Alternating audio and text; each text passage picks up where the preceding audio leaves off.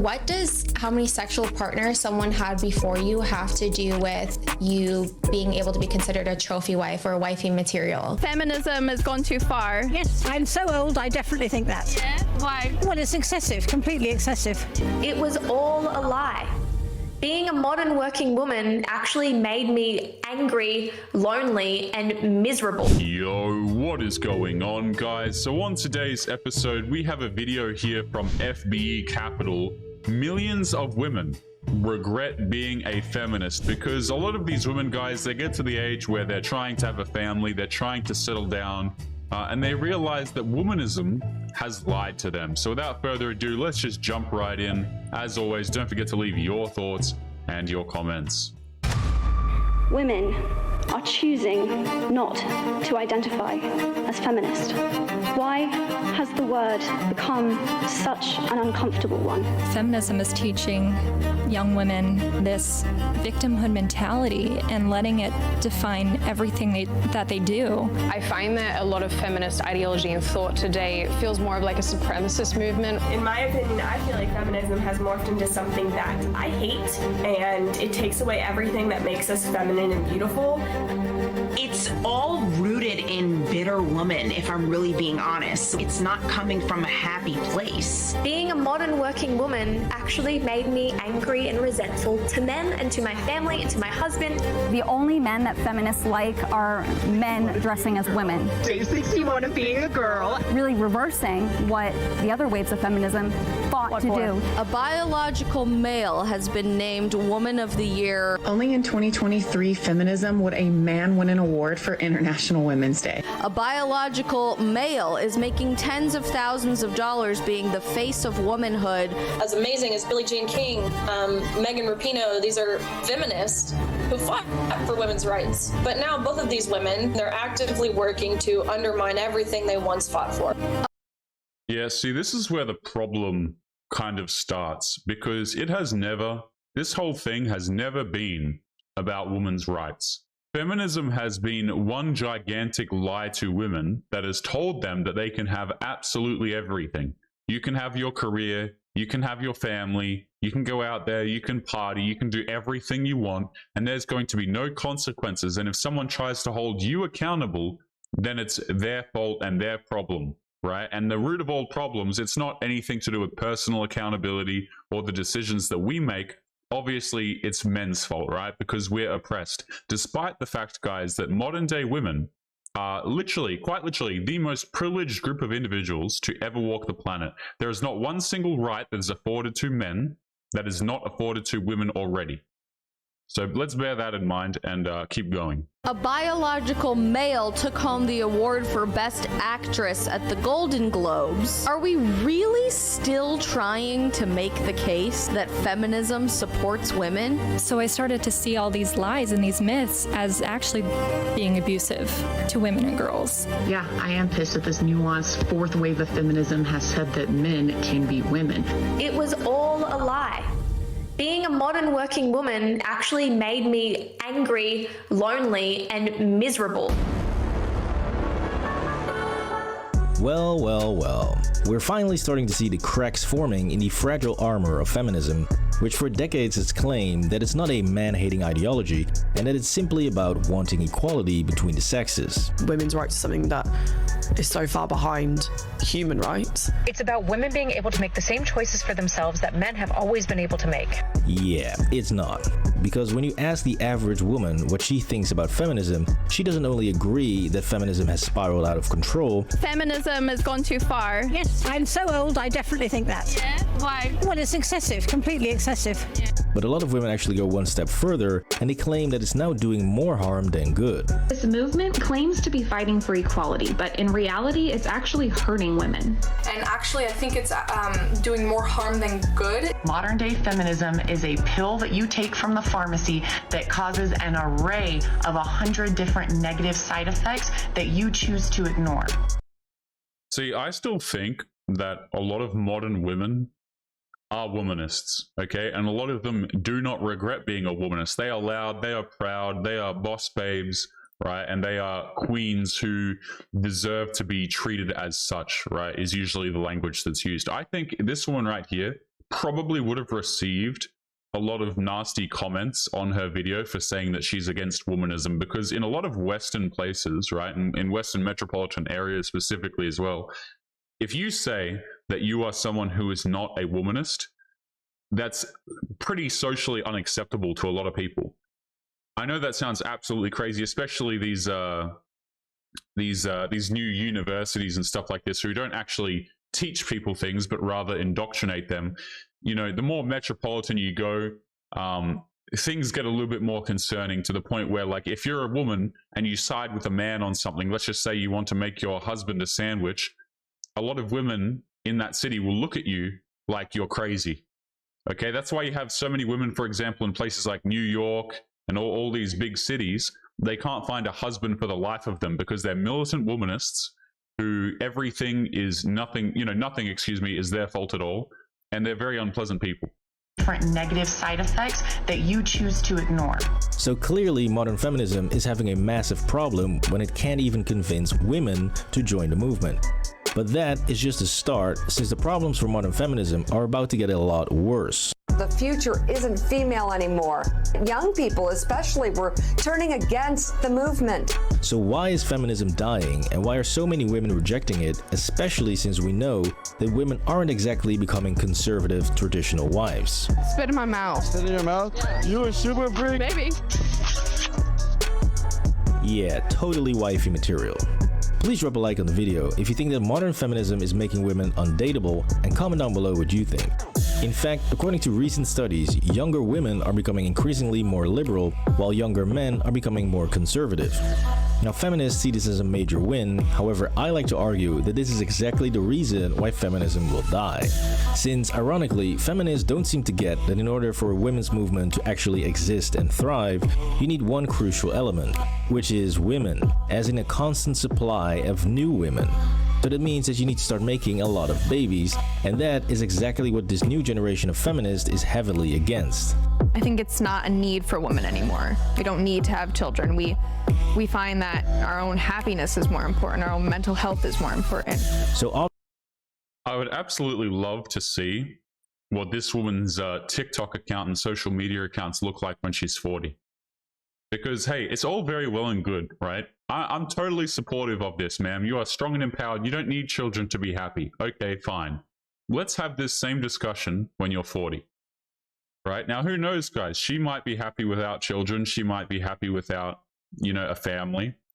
But in a lot of cases, what ends up happening is these women, they say this when they're younger, but when they become 35 and they become infertile and they realize that they can't have a family and they tried to freeze their eggs and it didn't work, they realize that, oh, wait a minute, I actually wanted to have kids and I'm not happy. I'm not getting fulfillment out of my career. I'm not getting fulfillment out of other things. I don't have a family and I'm really sad about it. Right? So women like this end up being content for my channel, guys.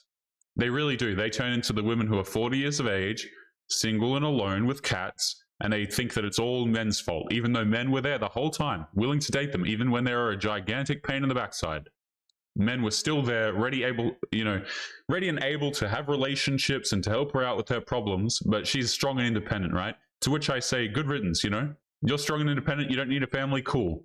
But, let's have this discussion again when you're 40 years of age. And if you stand by the same thing, that's fantastic for you, but I'm inclined to doubt it a lot of the times. Need to have children. We find that our own happiness is more important. Our own mental health is more important. So obviously, this presents a very practical and real problem for feminists, since we are already seeing woke liberal women complaining that men do not want to date them. And even if they do find a man, those same women do not want to have kids. So yeah, solid plan, feminist. You are literally being bred out of existence, since this basically means that the only people who will be making babies in the future are conservatives or more traditional men and women. Now, this trend of showing off how extremely happy you are as an older, child-free, single woman is already making a lot of women who bought into this very miserable. See, this is exactly what I'm talking about. This is what those women, this is what the 20-something-year-old who's saying, I don't need to have a kid, I'm going to be happy no matter what. That's totally fine. But this is what happens typically to a lot of women who say that, right? They make videos like this on TikTok and they become content for the channel. So, make up your mind, because a lot of them turn into crying wrecks complaining that it's men's fault for not stepping up as they continue to be unable to have families as they go into their late 30s. As I already showed in my previous video, The Age of Desperation. Spoiler alert, it doesn't end well. I could have married a lot of the people that I've dated. Anyways, all of this begs the question, why would feminists steer women towards this path of misery if it doesn't lead to happiness at all, and if it's not even serving women's own interests? Well, that all comes down to a dirty little secret, which is that equality between men and women was never really the main goal of feminism, but it was simply a byproduct of wanting to free women from the so-called slavery bonds of the family unit. Now mind you, this is not some radical opinion from a man who criticizes feminism, it is the actual fundamental belief from the grandmother of feminism, Simone de Beauvoir. Comme par-dessus le marché, je n'avais pas voulu ni me marier, ni avoir d'enfants, que j'avais donc pas amené une vie d'intérieur, ce qui est la chose la plus écrasante dans la condition féminine, j'avais échappé aux servitudes de la condition féminine. Not only did she write the feminist Bible called The Second Sex, but she actually spent a lot of time stressing the fact that women need to be freed from men and the bonds of slavish servitude of homemaking and raising a family. Now yes, I agree that in 1949's France, when she wrote her book, that yes, homemaking and raising kids back then wasn't exactly a fun time, since Big Daddy H just threw the worst party in European history. However, when we look at motherhood and homemaking in 2024, being a stay-at-home mom is a totally different world, and raising a kid with the help of modern technology is a hell of a lot easier. So when you... Can you guys imagine looking at a family unit and thinking of it as slavery? You know, like, oh, I've had a child, but for me to look after it is something that I consider slavery, right? I consider looking after a family unit to be slavery. I think a lot of men, in contrast, don't have this this line of thought here.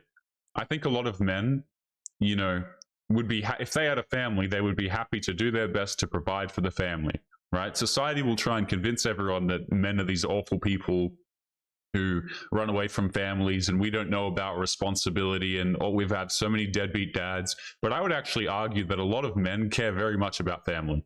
If they had one, you know, for the dudes who have families, you know, kids and such like that, I assume that they care very much about their kids in the majority of instances, right? And the dudes who don't have families, I'm going to assume that the majority of them wouldn't view it as slavery to look after their family, you know? But of course, a lot of modern day women, guys, they view it as an eternal sin to actually look after someone that's your own blood, which is something that's absolutely crazy to me. Is a hell of a lot easier. So when you keep bringing up these ancient and really just archaic feminist fundamentals to women who live in the 21st century and are educated, have bank accounts, and are able to spend time on their hobbies while raising a family, then it just doesn't align with reality, and there's no point to modern feminism. The solutions that modern feminism proposes don't have much to say to the crises that a lot of young women feel like they're facing. I just don't, I'm gonna be honest, I don't really see the purpose in modern day feminism right now. It doesn't really seem to be achieving anything or progressing in any way. Nowadays, I feel like feminism has become this women versus men debacle. It's an evil world we live in. Have you guys noticed that some of my videos have gone missing over here on YouTube? That is because I am slowly moving them over to locals where I can actually host them without the risk of getting in trouble. If you are not aware, many creators are starting to move over to places like locals, Rumble, etc.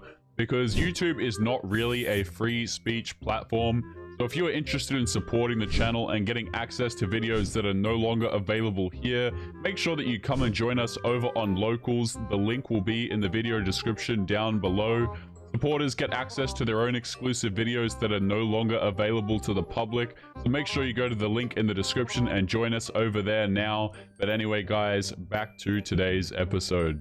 However, with the massive rise of parents who are homeschooling or pulling their kids out of ridiculous woke schools, it's going to be quite difficult for feminists to indoctrinate children that they don't have access to. And secondly is the fact that many women are already living very liberated lives where they're able to do exactly what they want and that they're not feeling oppressed at all. Isn't it interesting how a lot of these public institutions, you know, universities, public schooling, right?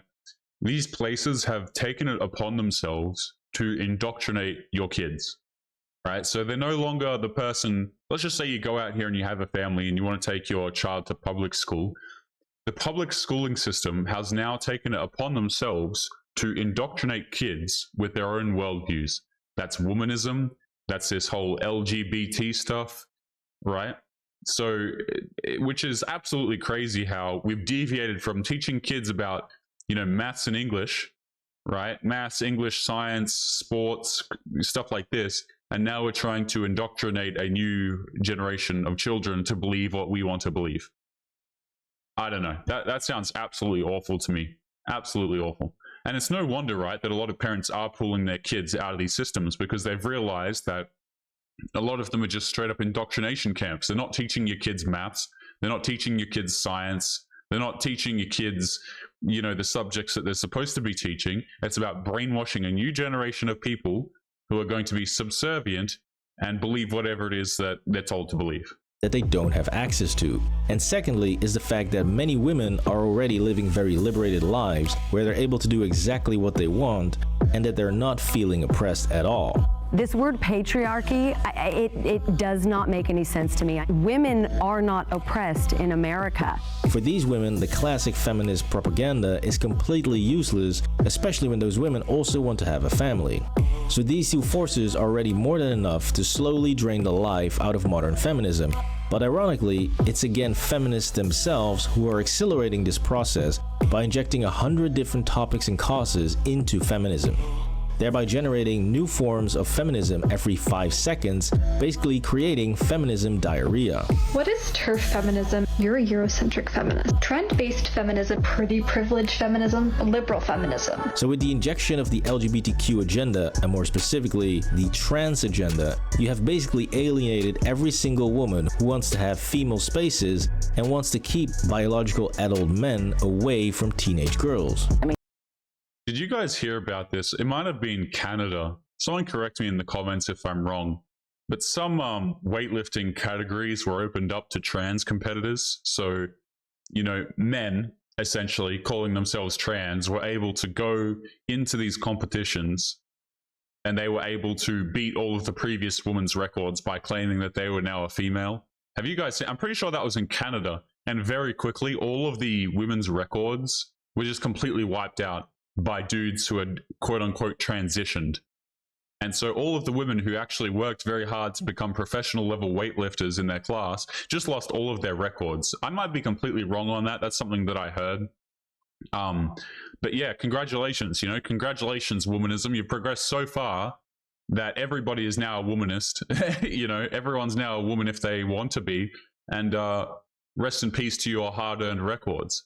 Again, this is something that, you know, it's not something that benefits women. It's something that damages women. It's something that lies to women. And for the women who want to have a family later on in life, you know, a lot of them realize too late and they're in these careers and they're in fields that they absolutely hate. They realize that they're not going to become fulfilled. And it's just an absolute mess. Teenage girls. I mean, you can try and destroy women's rights. You can try and destroy women's spaces. You can try and insist that men are women, but tomorrow morning men will still wake up men. It is absolutely insane that in this day and age you have to argue with women that it's not safe for women to have a grown-ass man play rugby against girls. Or even worse, argue with them that a 50-year-old man should not be swimming against teenage girls and should definitely not be in the dressing room with those girls, some of which were as young as 8 years old. That is crazy. I mean, yeah, see, this is the kind of garbage that I'm talking about, right? This is awful. What does this say? A 50-year-old trans swimmer, so a dude, was allowed to compete against teenage girls at an event in Canada. I don't know what the hell is going on over there in Canada. I mean, Australia is no better. But yeah, so this is something that happened in Canada with horrified parents building a makeshift tent out of towels to shield girls. See, this is why the parents pull kids out of this crap. This is going way too far. Entirely inappropriate, messed up, and yeah, call this progressive if you want, but hell no. I don't have children, guys, but I'd be very scared of situations like this happening. I really would. I wouldn't want my kids anywhere near this garbage. against teenage girls and should definitely not be in the dressing room with those girls, some of which were as young as 8 years old. That is crazy. I mean, feminists have all this talk about destroying patriarchy to protect women and girls from this made-up danger, but when it comes to actual danger, they are completely blind and silenced to the very real destruction that the trans agenda is doing to women's spaces, women's sports, and the very definition of what a woman is. So how the hell are you going to have a movement that is pro-women if you don't even agree on what a woman is? And more importantly, how are you going to fight for women's issues when part of your movement wants to completely eliminate all references to the word woman and womanhood? Because I've noticed over the last few years we seem to be losing the word woman. So we might be called cervix havers or menstruators. That would be like a men's right movement going around shouting, "Let's cut off her dick." No thank you, I'm definitely not supporting that. And so as you start to peel off each layer of modern feminism that is below the supposed definition of just wanting equality, then you start to see the multitude of reasons why a lot of women are seriously pissed off at the movement and want nothing to do with it. Thank goodness that so many of us are waking up to the fact that modern day feminism is a literal scam meant to disconnect and separate and isolate women from one another. Feminists play into this victim narrative that women are victims of society, of the patriarchy, when we have so much power. Now, it's important to note here that I'm not critiquing feminism because I'm anti-woman or because I believe that women do not deserve respect, since wholesome women absolutely do deserve respect. And so what does how many sexual partners someone had before you have to do with you being able to be considered a trophy wife or a wifey material? Yeah. Man, I wish they kept this podcast. I'm pretty sure these people. So this was Lana Rhoades. This was a podcast that I covered a couple of times on the channel because everything they said was completely obnoxious and not based in reality whatsoever. This podcast right here was endless content for the channel. It really was. And I think they took it down. Somebody correct me if I'm wrong, but I'm pretty sure they just took it down. Like everybody on the internet got in on this because they were like, what on earth are these women talking about? There was like an episode that I did where Lana Rhoades was talking about being a trophy wife. I have no idea who told her that she can set the definition of a trophy wife, given that she does adult scenes on the internet to literal millions of strangers. But you know, such is the progress of womanism. I wish they kept up this podcast, guys, because this is the kind of crap where I can cover and I don't even have to say anything and people will just look at it and be like, well, that's ridiculous. You know, man, they should have made more episodes of this. What does how many sexual partners someone had before you have to do with you being able to be considered a trophy wife or a wifey material? Yeah, not you. So no, the reason why I don't support feminism is because it's simply a facade. It is masquerading as a pro-equality movement, just wanting love, peace, and respect between the sexes, but in reality, it is much more concerned with a whole bunch of other agendas, one of which is simply being anti-male whenever it gets the chance. And that's not just me as a man saying this, that's actually coming from women themselves. Feminism today, to me, is all about advantaging women at the expense of men. I was all on that bandwagon and just like, wow, women, and I had watched like Half the Sky, which just makes you and like hate men. Yeah, it really does. So by focusing so much time and effort on bashing men and trying to convince ordinary women that men are evil, it is actually forgetting that many of those women have loving brothers, sons, grandpas, and fathers that they all cherish and respect. So just imagine a mother of two boys who she adores hearing something like this. I'm thinking of my teenage son. Really hard for a 16, 17-year-old boy now. That if you touch in the wrong place at the wrong time, you may find that your whole life is destroyed. See, I and there like is that, far Tara. too much. Well, I like that. Yeah, she's not exactly going to be thrilled to call herself a feminist, now is she? So again, by spreading all of this man hate, feminists are alienating even more women than they already were, which just adds to the further decay of modern feminism. One of the most insidious parts of this as well is the fact that I think a lot of women try and convince other women of this garbage because they don't like to see other women happy, right? I think that there are a lot of women who are incredibly bitter and they don't like seeing other women happy. They don't like seeing other women have families, especially if they can't even keep a man. They don't like seeing another woman go out there and do something that she has been unable to do. Or, you know, it's just a situation where you will have girls try and ruin other women's lives. And also on the topic of womanism trying to take advantage of men, this is not even including all of the court systems in place, right? So, you know, you got the family court, you got divorce law, that are just literally designed to take resources off of men so that the government doesn't have to pay for the women who go out there and make terrible decisions, right? So men become on the hook of, see, the government seems to love this garbage because they can delegate all of the bills and all of the responsibility to men rather than pay it out themselves.